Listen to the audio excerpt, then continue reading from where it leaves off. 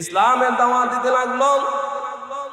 আপনার আমার নবী বিশ্ব নবী জনাব মুহাম্মদুর রাসূলুল্লাহ সাল্লাল্লাহু আলাইহি সাল্লামকে কাফের মুশরিকগুলো যখন অত্যাচার করত, এরকম ভাবে জুলুম করত, নবীজির দাদা ইন্তেকাল করলো, রজব মাসে ইন্তেকাল করলো, প্রথম সপ্তাহে ইন্তেকাল করলো। নবীজির দাদা ইন্তেকালের পূর্ব মুহূর্তে তার ছেলে আবু তালেবকে ডেকে বলে, হেরে আবু তালেব, এই আমার নাতি তোর ভাতিজার দায়িত্ব আমি তোর কাছে দিয়ে গেলাম, কারণ এই দুনিয়াতে তার তুই ছাড়া আর কেউ নাই। কাফের মুশরিকগুলো তুই ইসলাম গ্রহণ করস অথবা না করস সেটা কোনো বিষয় নয়, কিন্তু আমার নাতির গায়ে যেন কোনো লোক এরকম আঘাত না করে, কোনো লোক যেন আমার নাতিকে আঙ্গুল তুলে কথা না বলতে পারে, এই দায়িত্ব আমি তোকে দিয়ে গেলাম। আমার নাতির যেন কোনো ক্ষতি না হয়। আপনার আমার নবী বিশ্ব নবী বয়স মাত্র 8 বছর বয়স, 8 বছর বয়সে নবীজি এইরকম ভাবে তার দাদা ইন্তেকাল করলো। দায়িত্ব দেওয়া হলো আবু তালেবকে। আবু তালেব নবীকে দেখাশোনা করলো। দেখাশোনা করার পর বেশ কিছুদিন পর আপনার আমার নবী বিশ্ব নবীর চাচা আবু তালেব তিনিও ইন্তেকাল করবেন। ইন্তেকালের পূর্ব মুহূর্তে তার ভাতিজাকে বলতেছে, এ ভাতিজা, আমি মনে হয় আর বাঁচবো না।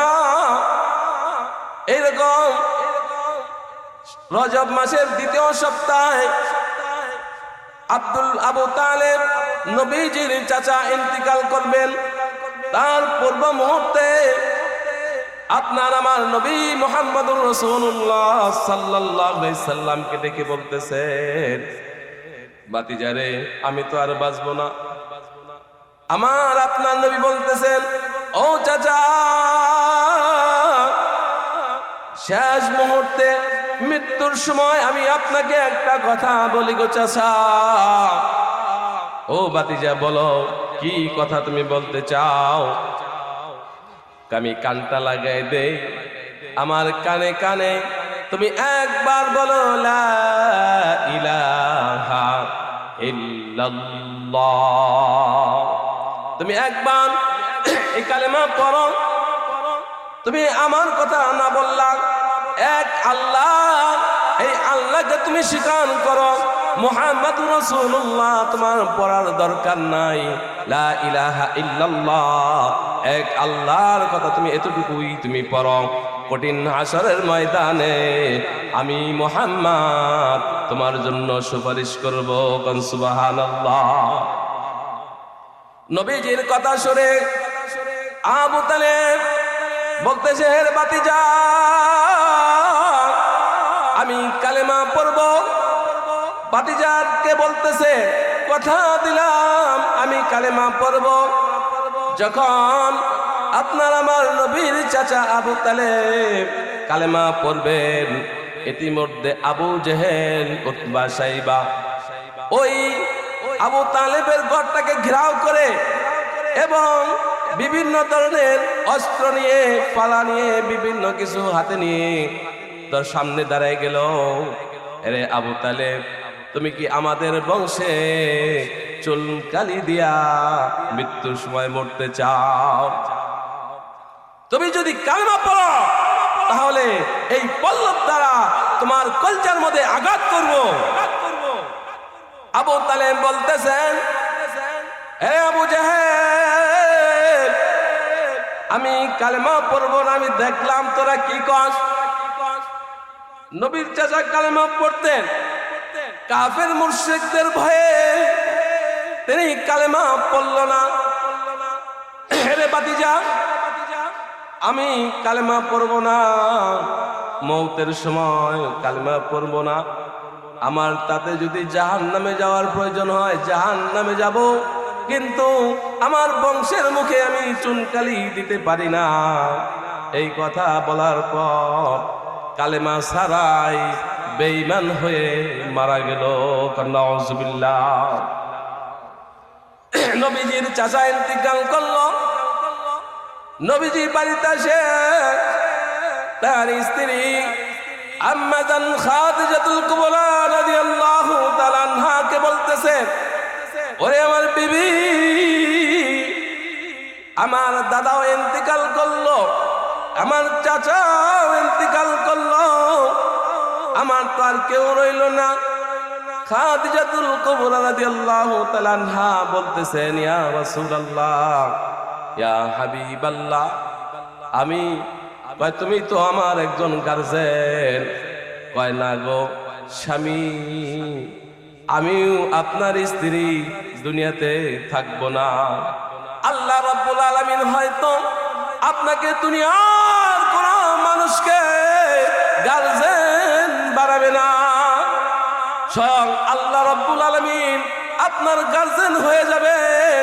এই জন্য হয়তো আপনার গার্জেন যারাই ছিল তাদেরকে আল্লাহ রাব্বুল আলামিন দুনিয়া থেকে নিয়ে যাইতেছেন। নেওয়া যাওয়ার কারণ হলো আল্লাহ রাব্বুল আলামিন স্বয়ং আপনার গার্জেন তিনি নিজেই হয়ে যাবেন। কোন সুবহানাল্লাহ। আমার আপনার নবী বিশ্ব নবী তার স্ত্রী আম্মা জান খাদিজাতুল কুবরা রাদিয়াল্লাহু তাআলা আনহা বলতেছেন, ওগো আমার স্বামী, আমিও তো ইন্তিকাল করব। আমার ঘরে 4টা কন্যা সন্তান আর 2টা ছেলে সন্তান, কিন্তু 2টা ছেলে সন্তান ইন্তিকাল করেছে ছোট অবস্থায়। 4টা কন্যা সন্তান রয়েছে। ওগো স্বামী, ও স্বামী গো, আমিও তো চলে যাব। আমি মরার পূর্বে আমি আপনাকে কিছু নসিহত করে যাই।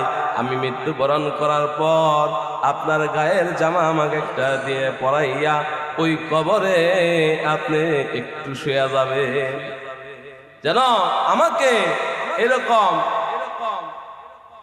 আজ আল্লাহর ফেরেশতারা যেন কোনো প্রশ্ন করতে পারে। এবার আপনার আমার নবীর স্ত্রী আম্মা জান খাদিজাতুল কুবরা রাদিয়াল্লাহু তাআলা আনহা তিনিও কিছুদিন পরে ইন্তিকাল করল। আল্লাহ রাব্বুল আলামিন যখন এইরকম ভাবে আপনার আমার নবীকে এতিম করে ফেলল, এতিম হওয়ার কারণে মক্কা নগরীতে নবীর আপন বলতে আর কেউ রইল না। নবীজি মনে মনে চিন্তা করলো, হায় রে, আমার তো মক্কা নগরীতে কেউ নাই, কিন্তু তার পালক ছেলে জায়েদকে বলতেছেন, জায়েদ, এই মক্কা নগরীতে আমার তো আর কেউ নাই, আমি আমার নানার দেশে চলে যাইতে চাই, আমার নানার দেশ তায়েফে যেতে চাই। জায়েদকে সাথে নিয়া আমার আপনার নবী বিশ্ব নবী জনাবে মুহাম্মদ রাসূলুল্লাহ সাল্লাল্লাহু আলাইহি ওয়াসাল্লাম তায়েফের ময়দানে গেল। তায়েফে যায় তার নানার বংশের লোকদেরকে দেখলো। ডাকার পর বলতেছে, ও তায়েফের লোকেরা, আমার নানার দেশের লোকেরা, তোমরা শুনো, তোমরা কি করো? এক আল্লাহর প্রতি ঈমান আনো আর রাসূলের প্রতি ঈমান আনো। বলো সকলে মিলে লা ইলাহা ইল্লাল্লাহ ইল্লাল্লাহ লা ইলাহা ইল্লাল্লাহ লা ইলাহা ইল্লাল্লাহ মুহাম্মাদুর রাসূলুল্লাহ। আপনার আমার নবী যখন ওই তায়েফবাসীর লোকদেরকে নিয়ে পরামর্শ করতেছেন, আর ওই লোকগুলো চিন্তা করলো, হে মুহাম্মদ, তুমি চিন্তা করো না, আমরা সকলে পরামর্শ করে তোমার কাছে কালেমা পড়ব। এইরকম কথা বলার পর আপনার আমার নবী জায়েদকে নিয়ে ওই তায়েফ থেকে যখন মক্কা নগরীতে আসতেছিল, এমন অবস্থায় কিছু লোক এইরকম ভাবে পরামর্শ করার পর আরেকটা লোক এরকম আইসা বলতেছে এখানে কিসের মিটিং হইল? বলতেছে মুহাম্মদ কালেমার দাওয়াত দিতে আসছিল। কয় না না, মুহাম্মদের কথা মানা যাবে না, তার কোনো কথা মানা যাবে না। সে কেন ইসলামের দাওয়াত দিতে আসলো তায়েফে, তাকে সুস্থ অবস্থায় তায়েফ থেকে বিদায় করা যাবে না। বলেন নাউজুবিল্লাহ। ওই রকম কিছু শয়তান লোক দেখা যায় দুনিয়ার মধ্যে, ওই রকম আছে। কিছু বিচার সালিশ হয়, সেখানে সালিশ মীমাংসা হয়ে যায়। মীমাংসা হওয়ার পরেও আবার দু একজন শয়তান আছে না নাই? যেই শয়তানগুলো সালিশ শেষ হওয়ার পরেও আরেকটা খুঁচা দেওয়ার পর কয় না না, এই সালিশ এত তাড়াতাড়ি শেষ করা সম্ভব নয়, শেষ করা যাবে না, কারণ সালিশ শেষ করলেই তো আমাদের মাথা বুড়ি থাকবে না। না না না, তোমরা সালিশ শেষ করা যাবে না। এই সালিশকে বাড়াইয়া বাড়াইয়া আবার এদেরকে মামলা মোকদ্দমা করায়। এরকম কিছু শয়তান বুদ্ধি দেওয়ার মতো আছে না নাই? অপ্রিয় মুসলমান ভাইয়ের আমার, ওই তায়েফের ময়দানে, তায়েফের মধ্যেও এই লোকগুলো যখন মুসলমান হওয়ার সিদ্ধান্ত নিয়েছে, আর একজন বয়স্ক আইসা ওই যুবকদেরকে লেলিয়ে দেওয়া হলো, ও যুবকেরা শোনো, মুহাম্মদকে ক্ষত অবস্থায়, অক্ষত অবস্থায় মক্কায় যেতে দেওয়া হবে না। তোমরা কি করো? ওই মুহাম্মদকে পাথর নিক্ষেপ করে তাকে মারো। বলেন নাউজুবিল্লাহ। ওই তায়েফের লোকগুলো যখন এইরকম তায়েফের যুবকদেরকে লেলিয়ে দেওয়া হলো, এইরকম ভাবে পাথর মেরে আপনার আমার নবীকে যখন পাথর নিক্ষেপ করতে লাগলো, আপনার আমার নবী বেহুশ হয়ে জমিনে পড়ে যায়। আবার যখন নবীজি এরকম আস্তে আস্তে হাঁটতে হাঁটতে যাইতেছিল, যাওয়ার সময় আবার পাথর নিক্ষেপ করা হলো। পাথর নিক্ষেপ করার পর একবার নয়, দুইবার নয়, তিনবার পর্যন্ত আমার আপনার নবীকে আহত করে জমিনে ফেলে দেওয়া হয়। আর এইরকম অবস্থায় আপনার আমার নবী রক্তাক্ত হয়ে যায়েদ বিন হারেসকে সাথে নিয়ে এইরকম অবস্থায় যখন কাফের মুশরিকগুলো মারিয়া এরকম পাথর মাইরা তারা চলে যায়, এবং তখন ওই রকম আসমান থেকে আল্লাহ রাব্বুল আলামিনের ফেরেশতা জিবরাইল আলাইহিস সালাতু ওয়াস সালাম 40,000 ফেরেশতা নিয়ে আপনার আমার নবীর সামনে হাজির হয়ে বলতেছেন, ইয়া রাসূলুল্লাহ, ইয়া হাবিবাল্লাহ, আপনি বলুন ওই কাফের যারা, ওই তায়েফের কাফের মুশরিকদের যারা আপনাকে অত্যাচার করেছে, যারা আপনাকে পাথর মেরেছে, আপনি যদি হুকুম দেন ওই পাথরের চূড়ায় আমার কিছু ফেরেশতা রয়েছে, এই সাইডে কিছু ফেরেশতা রয়েছে, এইরকম 20,000 ফেরেশতা এই সাইডে, এই সাইডে 20,000 ফেরেশতা। এই ফেরেশতাদেরকে বলবো এই পাহাড়টা এইরকম ভাবে চাপা দিয়া তায়েফবাসীকে ধ্বংস করে দেওয়া হবে। বলেন নাউজুবিল্লাহ। এই কথা বলার পর আপনার আমার নবী বলতেছে, ফেরেশতা এ জিবরাইল, আমাকে যখন অত্যাচার করলো, পাথর মারলো, তুমি কোথায় ছিলা? আমার আপনার নবীর কথা শুনে জিবরাইল আমিন বলতেছেন, ইয়া রাসূলুল্লাহ, ইয়া হাবিবাল্লাহ, আমি আসমান থেকে দেখে আপনার গায়ে যখন ওই কাফের মুশরিকগুলো পাথর মারতেছিল, আমি তখন আসমানে বসে বসে এরকম কান্নায় জর্জরিত হয়ে গড়াগড়ি পাড়তেছিলাম। আমার আল্লাহ রাব্বুল আলামিন নিষেধ করলেন। আল্লাহ কি করলো?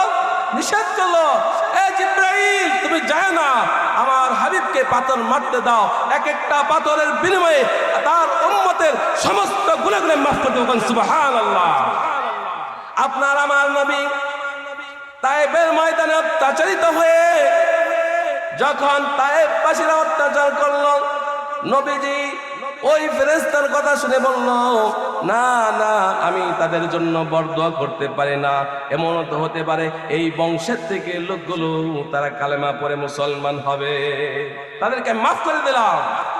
আপনার আমার নবী যায়েদ বিন হারিসকে নিয়ে যখন মক্কাতে চলে আসলো, ক্লান্তিত অবস্থায়, বড় কান্তিত অবস্থায়, দুঃখ বেদনা নিয়ে, হাদিসের মধ্যে পাওয়া যায়, মুফাসসির ইকরাম লেখেন, আমার আপনার নবী কাবার চত্বরে ঘুমিয়েছিল। আরেক নেওয়াইতে পাওয়া যায় আপনার আমার নবী তার ফুপু উম্মে হানির ঘরে ঘুমানো অবস্থায় ছিল। উম্মে হানির ঘরে ঘুমানো অবস্থায় ছিল।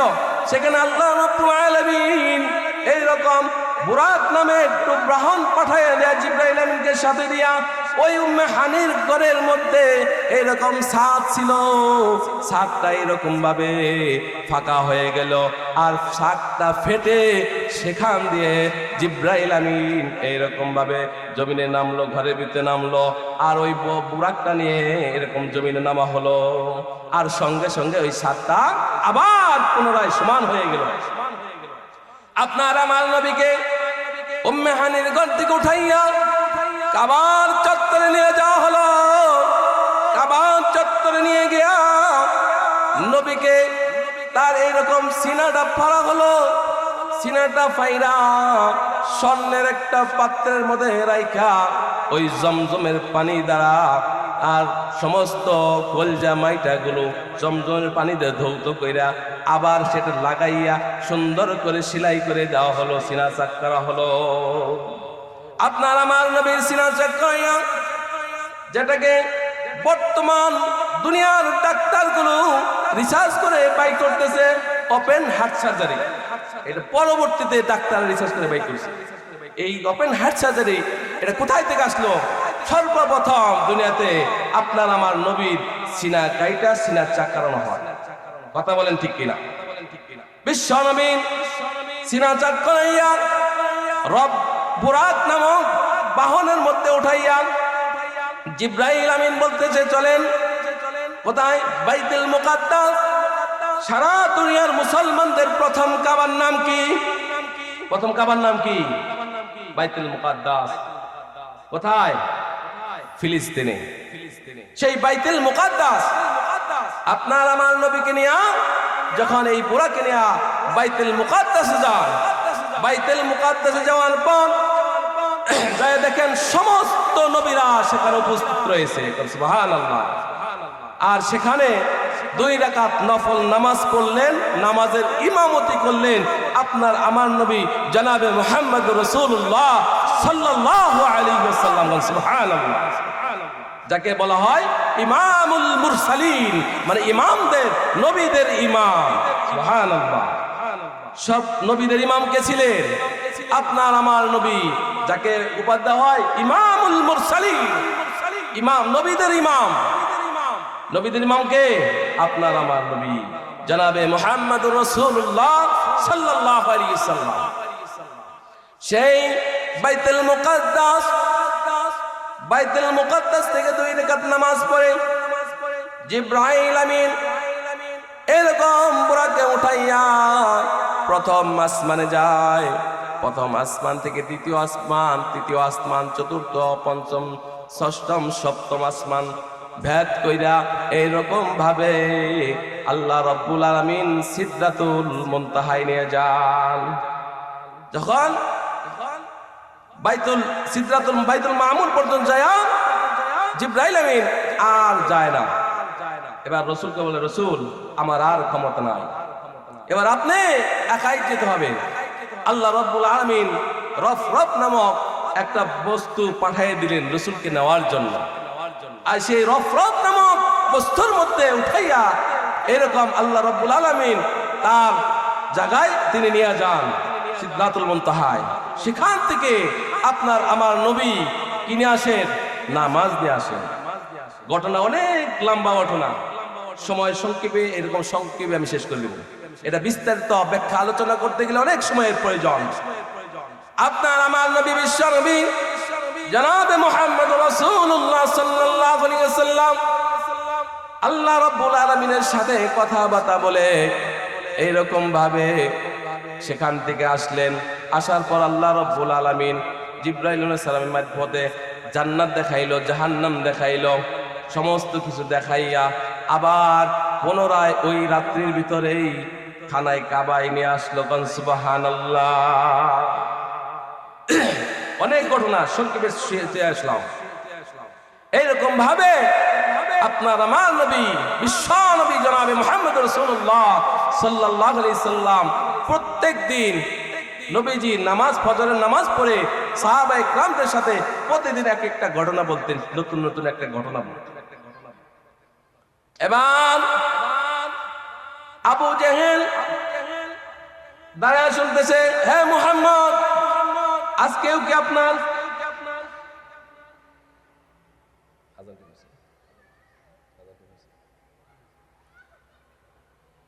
আজান হয়ে গেছে?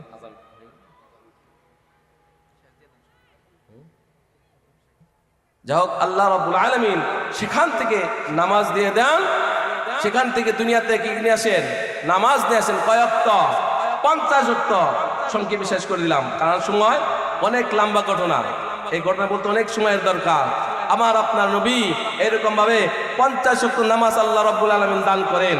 আর এই নামাজ পয়গম্বর মুসা আলাইহিস সালাম বলেন, হে হাবিব, আপনার উম্মতগুলো জয়ীফ থাকবে, দুর্বল থাকবে, তারা 50 ওয়াক্ত নামাজ পড়তে পারবে না।